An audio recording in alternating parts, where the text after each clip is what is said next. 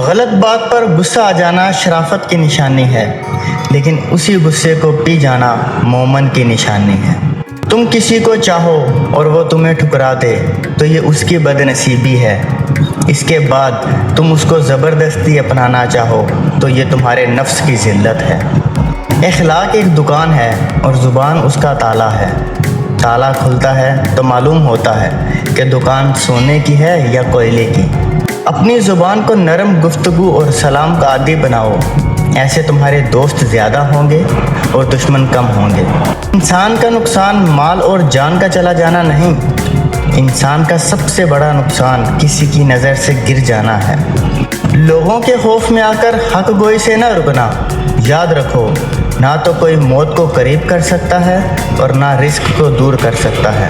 دنیا اور آخرت مشرق اور مغرب کی مانند ہیں، اور چلنے والا جانتا ہے ایک سے قریب ہوگا اتنا ہی دوسرے سے دور ہوگا۔ اگر انسان کو تکبر کے بارے میں اللہ کی ناراضگی اور سزا کا علم ہو جائے تو وہ خوف خدا سے صرف فقیروں غریبوں سے ملے اور مٹی پہ بیٹھا کرے۔ کمینہ آدمی کمتر مرتبہ پا کر بھی اترانے لگتا ہے، جیسا کہ گھاس ہوا کے ہلکے سے جھونکے سے بھی ہلنے لگتی ہے۔ تم جو ایک گالی دیتے ہو تو اس سے تمہاری قبر میں ایک بچھو بنتا ہے۔ جب تم کسی مظلوم کو دیکھو تو ظالم کے خلاف اس کی مدد کرو۔